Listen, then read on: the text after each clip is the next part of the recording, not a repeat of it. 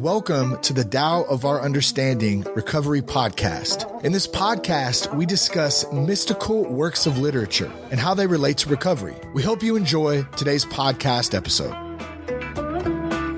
Hello, this is Buddy C. Welcome to the Tao of Our Understanding Recovery Podcast. Well, we may have a men's meeting today.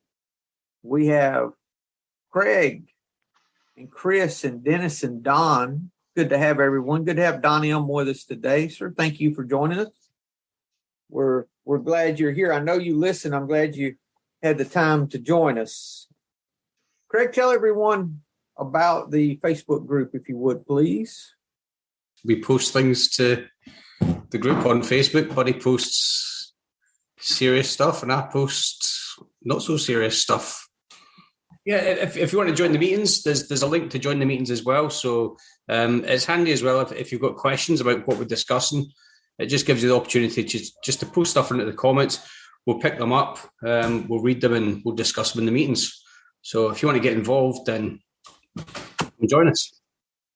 Thank you, Craig. Then we have a lot of resources at buddyc.org, including a daily Tao devotion that we're putting together. And some of them sound very good, and some are fortune cookie-ish. With time, we'll be able to weed out the fortune cookies. So we'll just see what happens. But we've had some that were just really good. I was just so grateful when I read some of those, and others I'm just going to totally scrap. So, matter of fact, the one today I really liked. Trust the process. Don M. actually did the art for both the devotions and for the Powerless But Not Helpless book. Thank you, Don. Did a good job.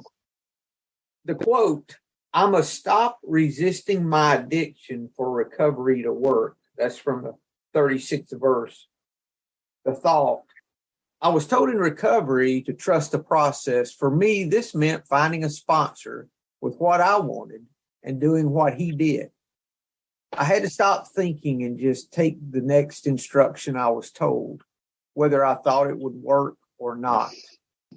This meant continuing my working of the steps and applying steps 6 and 7 to more of my life. One day I realized I was behaving differently. As a result of working the steps, my nature was changing without the excessive effort I thought was necessary. My effort was in working the steps, and I naturally started changing." And the affirmation I had associated with this, place an affirmation with each of these. So it's something you could use in meditation or as a prayer of some type if you wanted to. I want to be free. Help me today to trust the process. Bring to my attention ways I still resist. So that's an example. You guys can go to buddyc.org, look at the top right corner of the homepage, and there's a link there to sign up for the Tao devotion. Anything else, guys, before we start? Yeah, I really like that reading. I can't change necessarily by putting my attention on changing. I put my attention on working the steps, doing the next right thing, and the change happens. Like I can't force myself by putting my attention on being humble, because then I'm not humble. Yeah, it's kind of like you can't force an apple tree to produce apples. You just take care of the apple tree that allows it to produce apples. You can't make that happen. You do other things, and that's the result of the fruit. And I kind of think of that the same way. Our recovery is the fruit of taking the right actions.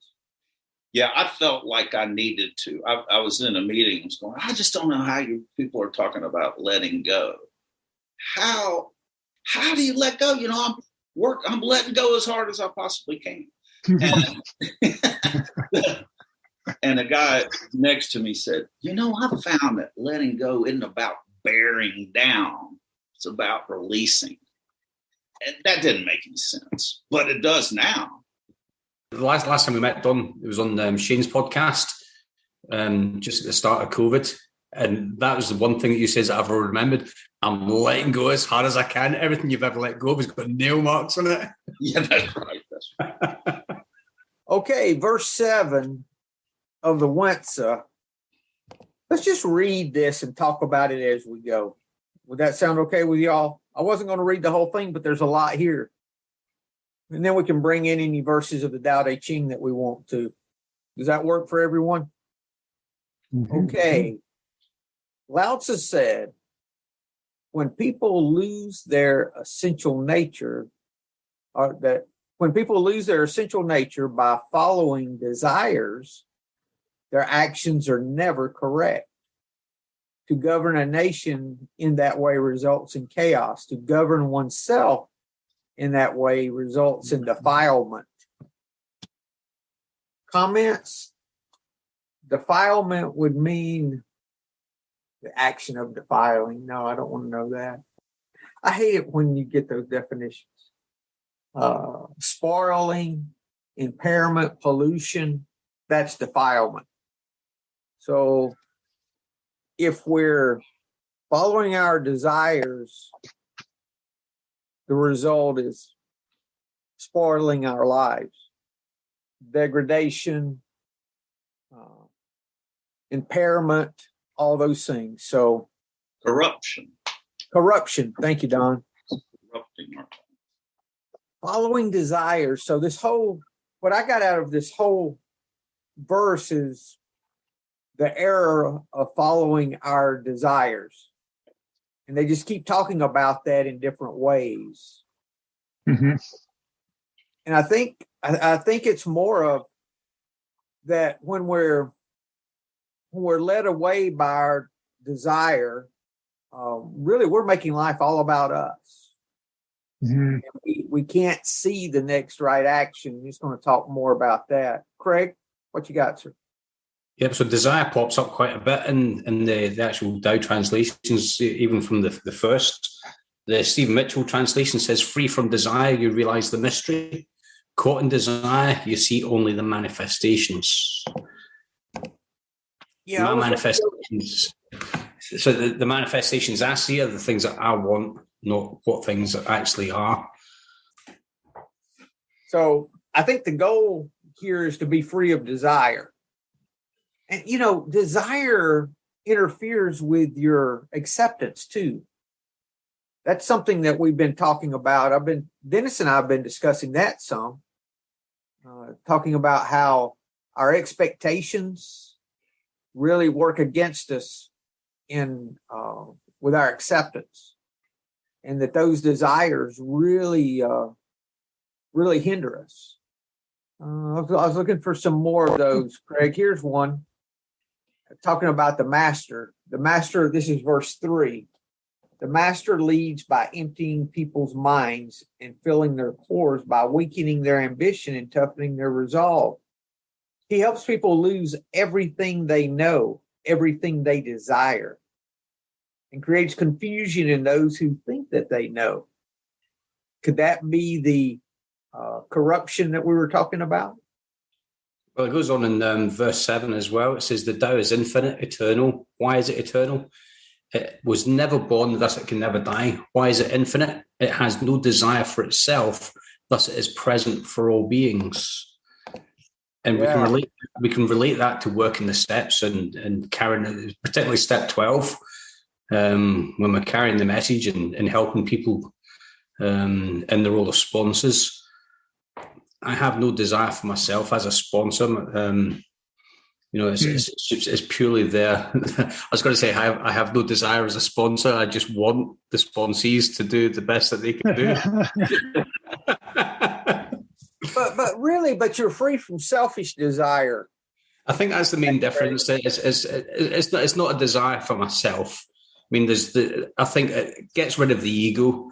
We learn in step 1, this is really what I need to be doing is breaking down that ego and getting rid of it and just starting to be of service. I think once I'm being of service, that desire for the spotlight to be on me very quickly goes away. I'm now at the stage where in all the groups that I'm in, I've actually taken a big step away from the limelight of a lot of the groups. I step back and I'm more in the background, just cheering people on, clapping them, bringing up all their achievements, and helping them on a one-on-one rather than through the big groups. How about this one, guys? I can throw some Bible in on this one. This is James talking about temptation. But people are tempted when their own evil desire leads them away and traps them. Yeah.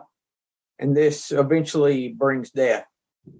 So it's basically saying the same thing. This guy was writing as a war strategy kind of a guy, right? He was Lao-Tzu. Well, also personal governance too, Chris.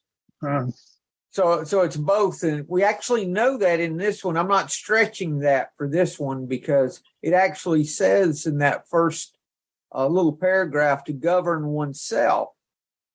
So Sure. Right. Most everything we talk about has at least two applications, like most everything. It's like the traditions in AA. They've got a personal application and a group application. We find personal applications in all the traditions. Yeah. And it's kind of the same thing, I think. Yeah, I was just trying to go through a list of desires in my head that would, would sort of appeal. I can imagine a desire for a leader would be to, amass a big army or something, or to, I don't know, there's any number of, and of course, the one I keep thinking about is sensory desires, right? You want the biggest TV set, or the biggest house, or I don't know, whatever. And so that's all I was pointing to, Chris. I think he's pointing to those things, are those kind of desires corrupt us. Mm-hmm. Those are the things that we need to look out for. And for a government, it would be the trappings of money and power, I'm sure.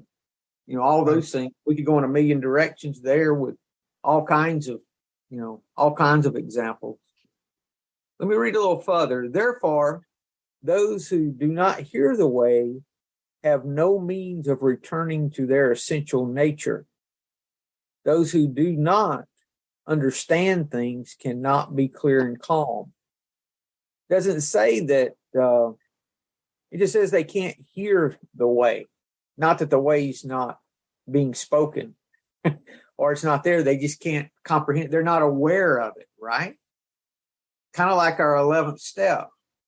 What do we pray? For the knowledge of his will, not pray for his will to be done. That's not what it says. It says for the knowledge of his will.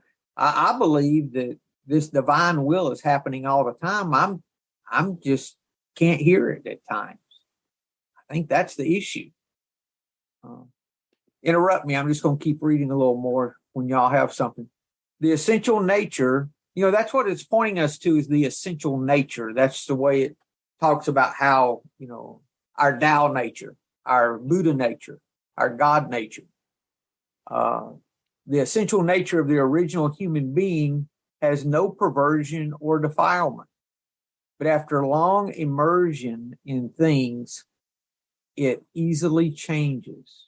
So we forget our roots and conform to a seeming nature.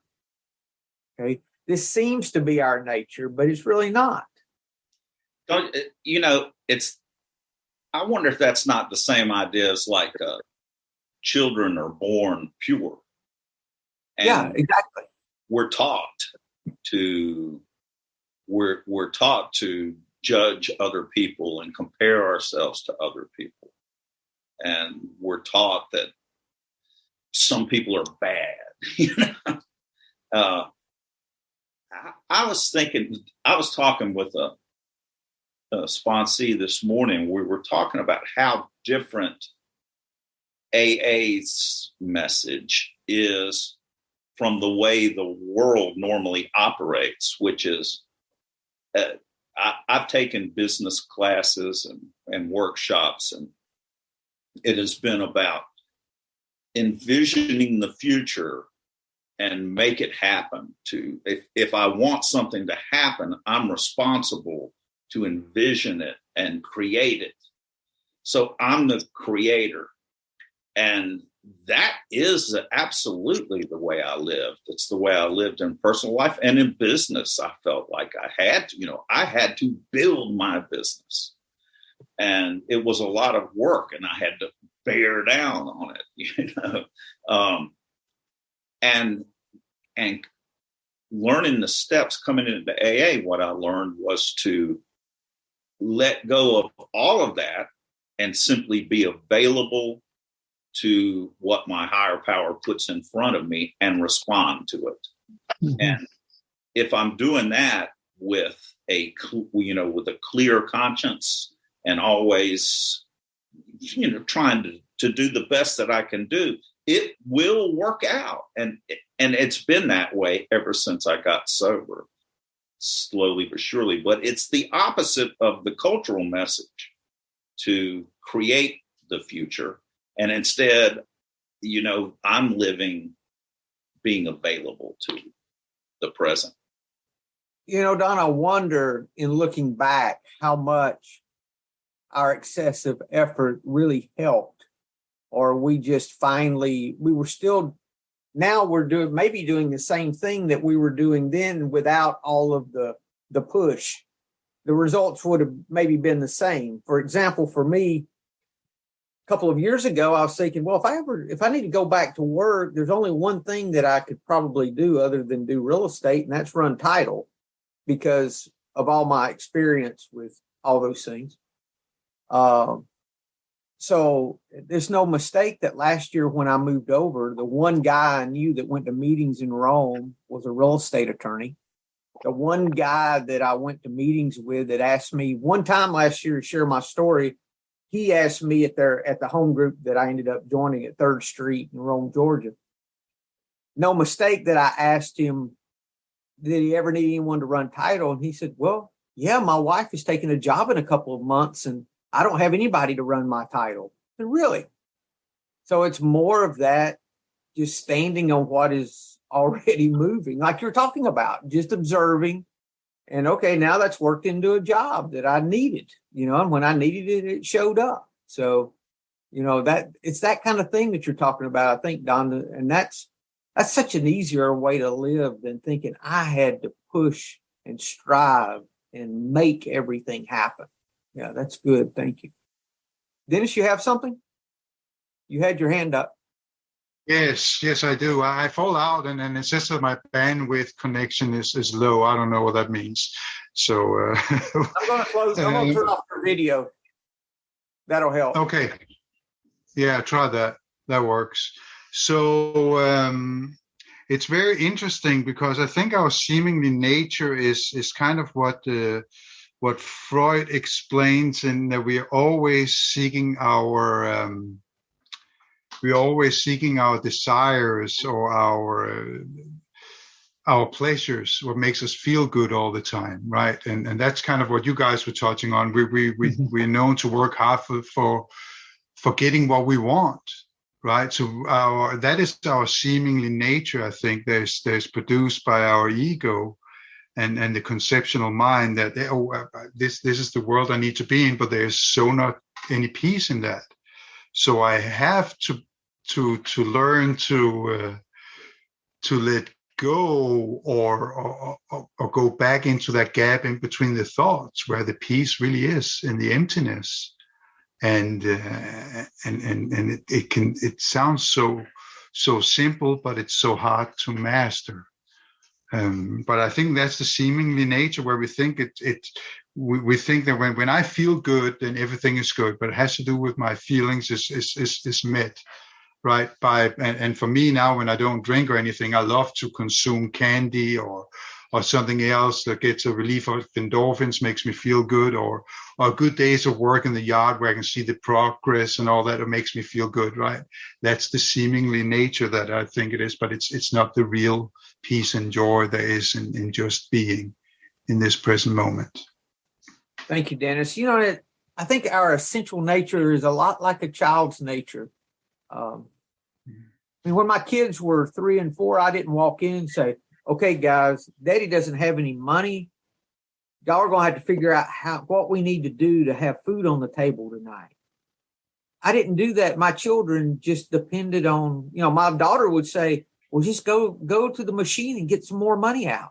She had no idea where it came from. Just go and get some when you need it, I was like, honey, it doesn't work that way. But it's that dependency. I think it's that moment by moment dependency that we're talking about. Craig.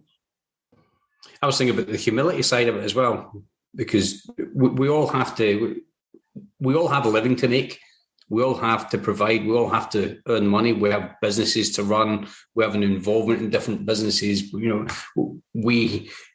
have so much to do on a moral basis with the family.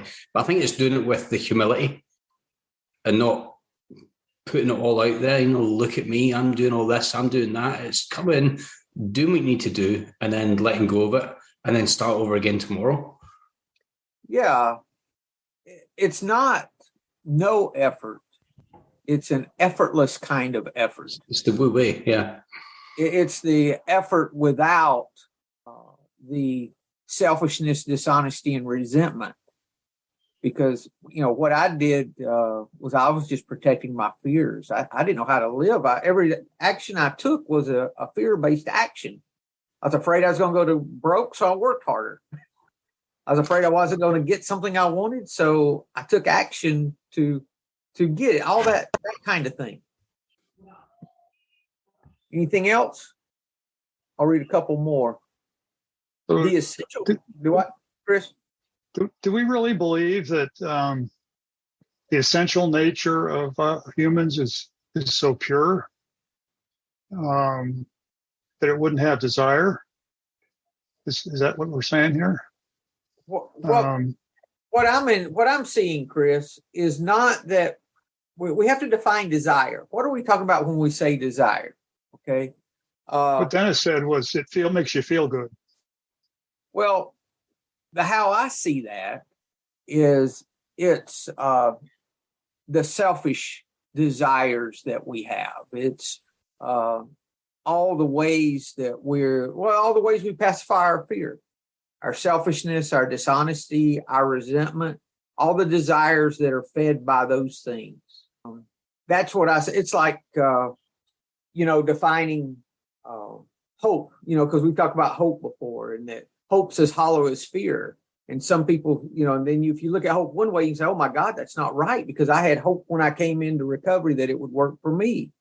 But yet, if I'm hoping things are going to be different, that's a form of desire, and it's going to take my peace every time, because that's expectations. I can't have acceptance if I want everything to be different. It's not there. So I think that's the way I see it, Chris. Now, there are some desires though that are innate, and that are necessary for survival. And I think the big book talks about this a little bit. It says, that's like I was saying. Yeah. Not all desire. You got to look at what you're talking about here. It's not that if I desired nothing. Now, there are some things I desire, of course, but if I'm filtering those desires, maybe through a filter of love, I can see what desires I really need to pursue and which ones I don't. I wonder if, Bill talks about instincts out of proportion. And that's where our problem is. It's not the instincts, but it's when they're out of proportion. And alcoholics love to get them out of proportion. Like to get everything out of proportion. And what if that's not the same with desires out of proportion? Right. Yeah. You have to have some. It's nothing wrong with children. A child will desire something to eat, but that doesn't, that's not a bad thing. It's this out of proportion business. Does that make sense, Chris? Yeah, thank you. It's also like Maslow's hierarchy as well. Sensei touched on this a couple of weeks ago, talking about you have your basic needs of life. You have the things that you need to provide for as a minimum. So like somewhere to live, clothes, food. And then after that, you have the bigger desires, like you want to trade the old banger in the drive for a nice fancy Ferrari, or the old house no longer looks that good if you compare it to your friend, so you want the bigger house. I think that's really when the wants and needs start to flip themselves. And I think Don's spot on with it, saying, we always want more. I didn't suffer from, a lot of my issues came from just wanting more. And the more I had, the more I wanted. And what do we learn when we come into recovery? Well, if you want to get rid of this obsession that you have, quit thinking about yourself and go help someone else with theirs. That doesn't make sense. I remember being in a meeting and we were talking about finances, and that was my next thing. That was the next thing that I was fixating on was finances. And somebody says, "Well, why don't you just give it away?" That's an awful Southern accent, Craig. You need to stop that. I about fell off my seat. I was like, "What do you mean, give it away?" And that's what I had to do. And you know what? The freedom from that obsession, because I did what was suggested. My wife was delighted because she was the one that I gave it to. But it works. Dennis, what do you have, sir? He must have stepped away. He's having internet. Okay. Great. So it's a matter of sort of controlling our desires, or learning to moderate them in some way. Although we can't control drinking, maybe we're still tasked with controlling others, I guess. It's surrendering those things, Chris, just like we surrender our alcohol. I think the way I look at it now. Yeah. Instead of it just being lump desires, what's the desires that you're thinking of? And let's talk about them and see if how that would apply if you have something in particular.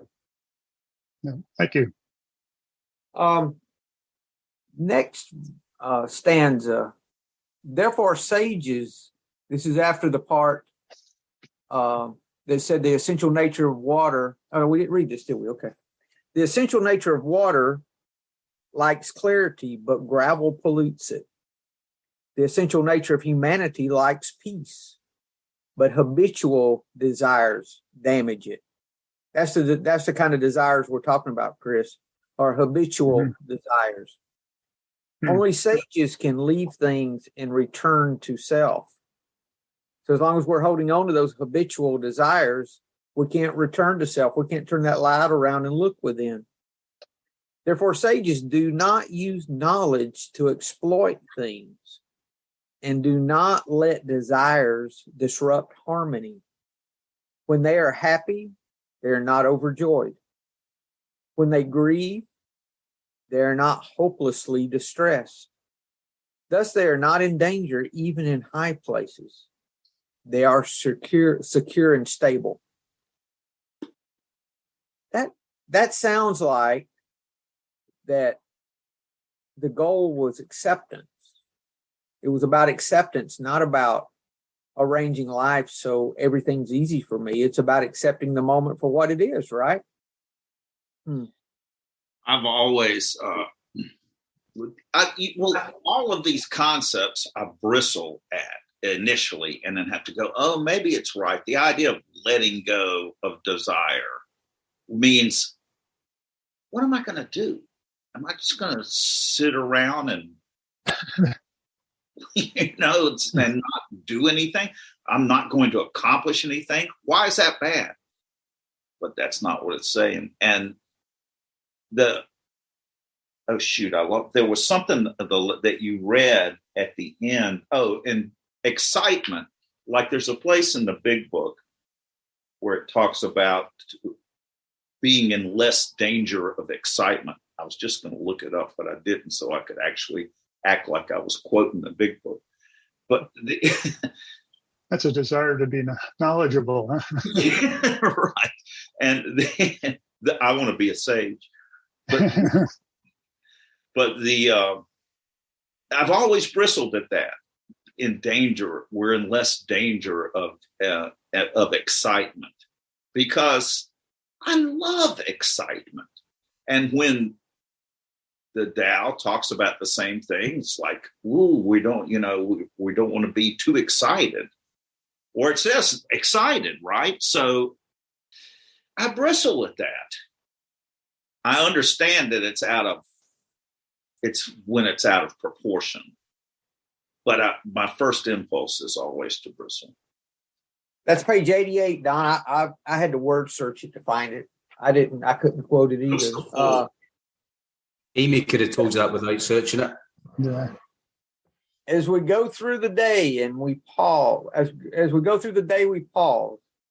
When agitated or doubtful and ask for the right thought or action, we constantly remind ourselves we're no longer running the show, humbly saying to ourselves many times each day, thy will be done. We are then in much less danger of excitement, fear, anger, worry, self-pity, or foolish decisions. Notice it didn't say we're in danger of drinking, right? We become much more efficient. We do not tire so easily, for we are not burning up energy foolishly as we did when we were trying to arrange life to suit ourselves. It works. It really does. So isn't that like, at least in the Tao, it says on 7, it talks about being aligned. No, it wasn't 7.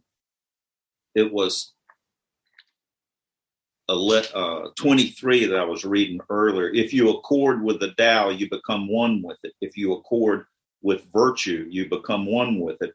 If you accord with loss, you become one with it. Yeah. Yeah.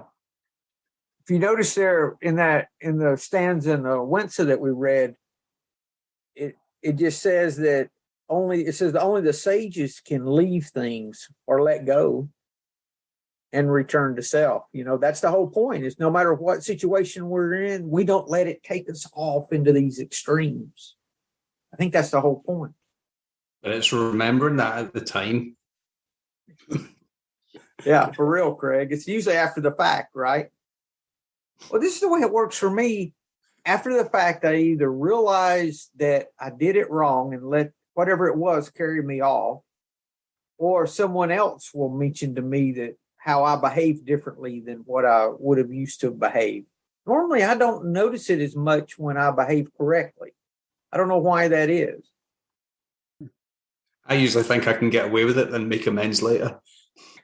That's being carried away, Craig. You're still carried off, man. But it does get easier. I mean, still sometimes certain things will take me totally by surprise, and I'll find that I've completely invested in bad behavior. But more often, if I am actually practicing,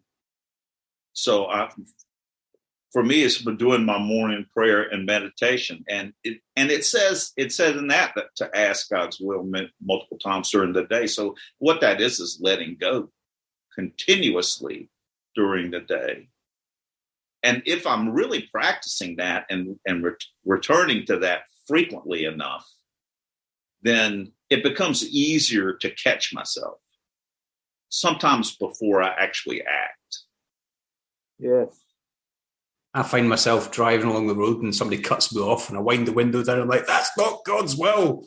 He didn't design that for me today. Get back. I usually find it's the smaller things that really set me off rather than the big things. I can handle the big things, no problem. I think it's just the small, seemingly insignificant things that you don't expect in life. That's just like chucking the grenade in and just sets me off. I don't know if anybody else has the same. What do you think that is, Greg? Oh, here we go. Well, Don mentioned something about morning prayers and meditation. Well, I started practicing meditation, and I talked with a therapist who's a Zen guy. And I was talking about, like, I had discovered a place where I am letting go and I'm breathing, but there is like this one little place that I just can't let go. I can feel it, and what it is a little anxiety. And bothers me that I've been practicing for so long, and I can't, so that will come up. And how can I do that? How can I do it? And he said, well, that's not a problem. That's your check engine soon light. That just means right at that moment, that's the time to let go. As soon as I feel that. So that feeling of anxiety that I get in the pit of my stomach means, oh, right now, this is when I need to, for me, say a prayer and give it away. Surrender. Accept the fact that you have some anxiety, and I've got to even accept that. Yeah. Letting go to do. Right. Yeah, because meditation doesn't get rid of anxiety. It's meant to let you face it. Right? Yes. See, that's the thing with all of this, Chris. We're learning how to turn that light around so that we can more easily see what's there without running from it, Yeah, and get out of the glare and let it light the path. Yeah, and then we realize that it's not all that we thought it was. We thought it was all these boogeymen, and it's not. Yeah. I'll read a little more. So immediate planning on hearing good words is something that even the ignorant know enough to admire. Lofty action in accord with the virtues of sages is something that even the unworthy know enough to look up to. But while those who admire that are many, those who apply it are few. And while those who look up to that are numerous, those who put it into practice are rare. The reason for this is that they cling to things and are tied to the mundane. And is that not truth? That's what we do. That's desire, Chris. Chris, that is, I think, a definition of desire. Clinging to things and tied to the mundane. How much of the things that I desired were really not things that would benefit me at all? The mundane. Yeah, but I couldn't. I wouldn't consider them mundane. But in hindsight, yes, but so important at the time. All right, I'll keep on reading. Therefore, it is said, when I contrived nothing, the people evolve on their own. When I strive at nothing, the people prosper on their own. When I enjoy tranquility, the people correct themselves.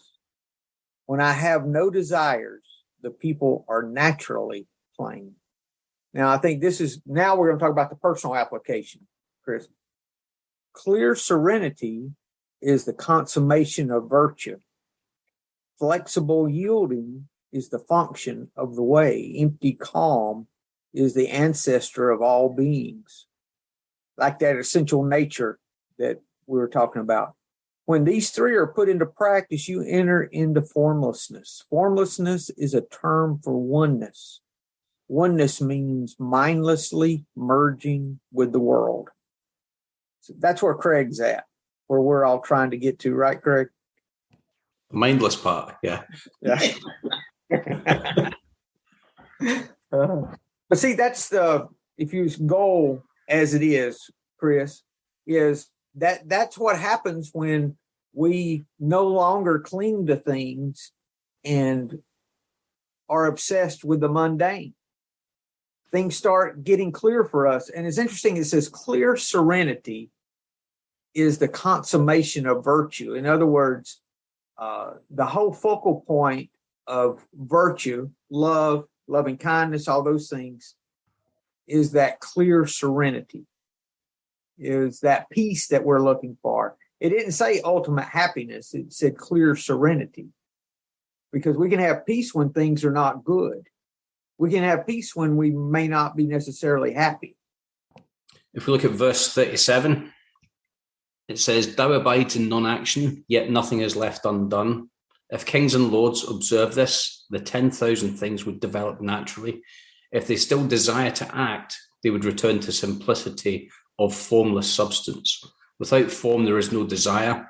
Without desire, there is tranquility. And this is the way all things would be at peace. Thank you, Craig. Disbursement of virtue is not overbearing. He's talking about the use of love, the use of virtue is not overbearing. Use of it is not forced. You don't see it when you look at it. You don't hear it when you listen to it. It has no form, but forms are born in it. It has no sound, yet all sounds are produced in it.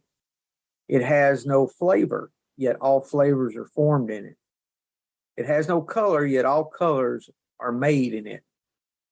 I put that down as a description of love. That verse is a description of love for me. It's not overbearing. Go ahead, Don. That sounds to me like a description of higher power. Yes. No name that I put on it will describe it. It's bigger than all of that. It is, and everything is contained in it. So I love the idea of dropping all names, dropping forms, and when I can feel that, then that's when I feel most connected to nature and to God. That's it for me, is connecting to the and connected to you and connected to each other, Yeah, to all. It's right there. And can you read that again? It is not the part where it's what it's not, but it's contained. It's not overbearing. Use of it is not forced. You don't see it when you look at it. You don't hear it when you listen to it. It has no form, but forms are born in it. It has no sound, yet all sounds are produced in it. It has no flavor, yet all flavors are formed in it. It has no color, yet all colors are made in it. The next stanza goes with that. So being is born from non-being. Fulfillment is born from emptiness. There are only 5 musical notes, yet the variations of those 5 notes are so many as to be beyond our power to hear. There are only 5 flavors, yet the variation of those 5 flavors are so many as to be beyond our power to taste. There are only 5 colors, but the variations of those 5 colors are so many as to be beyond our power to see. Let me read this next one with it. In terms of sound, when the first note is established, the 5 notes are defined. In terms of flavor, when sweetness is established, the 5 flavors are determined. In terms of color, when white's established, the 5 colors are formed. In terms of the way, when the one is established, all things are born. I know you're a musician, Don. Is there really only 5 musical notes? Explain that to us. I went right away with that, but and 5 colors, there are different systems, and I wonder if there's different systems of dividing up the musical scale. And so there's different systems, but you could say 5. You could divide it up into 5 as easily as not. Okay. And the same's true with color. I recently read that the Romans did not have a name for the color red. It wasn't one of the colors. Really? Yeah, it was included in brown. It was not differentiated as a separate color. So, which is like, any color is a spectrum, and what color it is. If you look at the color teal, is it blue or is it green? So we would just put a name on it. That's quite interesting, considering that isn't red a primary color? Yes, it blew my mind. And didn't they have red capes or cloaks? No, it wasn't that they didn't use red. I know, but it's interesting that they didn't have a color. They didn't have a name for it. It was just called. It was lumped in. So if bright brown, that might have been bright brown. Yeah. So if one of them was going off to war and he says his wife says, "Give me my cape," she says, "What one? This one? No, the other one. That one. The other color. Don't know what color." Now that I think about it, it might not have been red. It might have been. It wouldn't have been blue. But I think it was red, though. I'll have to look that up. Let's go with red. Yeah. But it's surprising how that could be so different. They certainly didn't have the color wheel that we understand. I'll read the last little paragraph. Therefore, the principle of oneness applies everywhere. The vastness of the one's evident throughout heaven and earth. Its totality solid like an uncarved block. Its dispersal is total as if in a suspension. Though in suspension, it gradually clears. Though empty, it gradually fills. It is profound as an ocean, broad as the floating clouds. It seems like nothing, yet it exists. It seems to be absent, yet it is there. Definitely a description of a higher power, I think, Don. Mm-hmm. What are y'all, any comments on that, guys? I guess the whole point would be what's keeping us from seeing this. What is it? The personal application would be back up to that second stanza. What is it that's preventing us from hearing the way? That's the application. How am I still deaf to this? How am I still blind to what the way is? How am I not seeing it? What is it? What desire is it that's standing in the way? What am I clinging to? What unimportant thing am I clinging to that's keeping me from seeing the way? Correct? 46 says there is no greater sin than desire, no greater curse than discontent, no greater misfortune than wanting something for oneself. Therefore, he who knows that enough is enough will always have enough. What verse is that? That was 46 as a Gifu Fang. Okay. So, am I blinded by my own desires rather than the needs of others? Maybe what you're talking about, buddy. Your microphone's going in and out. We're losing the first couple of words of everything you're saying. So, could you repeat what you just said? I've forgotten. It's a senior moment. I said, are my desires blinding me for everybody else's needs? Yeah. How do we allow virtue to bring about that clear serenity that we're looking for, right? Does it go back to humility? What, Craig? Does it go back to humility? Back to humility, yeah. Well, what does humility mean to you? What is your definition of humility? Definitely being the humblest person in the room. I mean, that's, that has to. Not taking credit for a gift. Just doing things doing things because I can, for other people. Not doing it for my own gains. I've had enough of that. I've had years of that, and I've actually had a lot more contentment by not putting myself out there. We spoke maybe about a month ago about living in the shade, and I think that's actually had a big impact on me in the past couple of months. Is just thinking about that. Do I really need to be out there in the spotlight doing things for myself, or should I just stick to being in the background and just cheering everybody on and being there for everybody else and helping others to achieve what they want to achieve? I always go back to being a dad. I love my kids to bits. I want to do everything for my kids, but I need to let my kids live their lives and just kind of guide and nurture them rather than force them into something that I want for them. I think just letting people develop naturally and just being there to guide them. Again, going back to being a sponsor, helping people get through the first 72 hours, the first week, the first months of, navigating something that's a massive change to our own lifestyles. That's what I like about working with newcomers, is the fact that they keep me anchored in the fact that I was there once, rather than becoming the crotchety old timer sat in the corner, the bleeding deacon sitting there complaining about everything.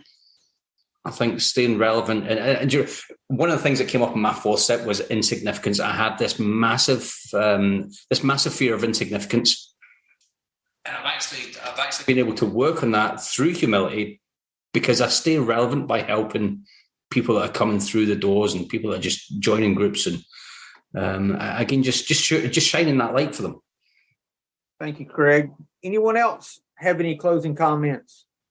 Yeah, go ahead.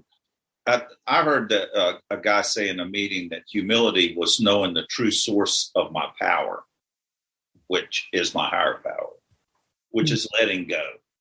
And I can't focus on humility. I need to focus on letting go. Well, when you realize that everything you have is a gift, it's not that difficult to stop taking credit, because how can you take credit for a gift?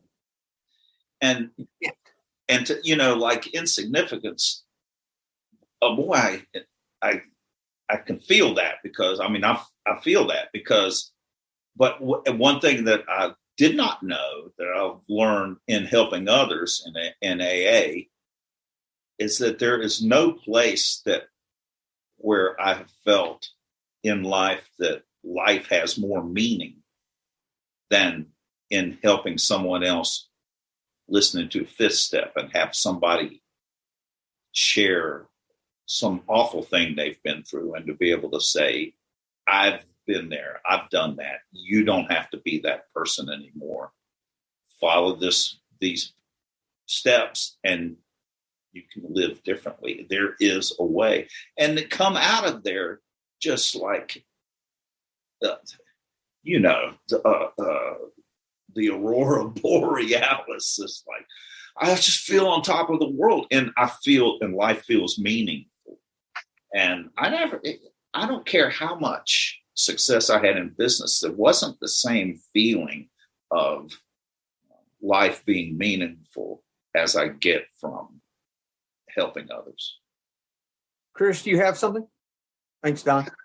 Well, I was just going to say that for me, humility is being totally receptive, totally open, sort of like totally accepting. Thank you. Thank you, Chris. Go ahead. I'm sorry. Did I interrupt you? Okay. Got one more Tao Te Ching verse. This is verse 13. The first two stanzas. This is the Gai Fu Fang. Accept disgrace willingly. Accept misfortune as the human condition. What do you mean by accept disgrace willingly? Accept being unimportant. I do not like that at all. Do not be concerned with loss or gain. This is called accepting disgrace willingly. If I'm very quick when things are going good to say, oh, that's God doing for me, my humility. But it's also humility when I think things are looking bad or not the way I would like them to be, to have the same attitude of, oh, that's God doing for me too.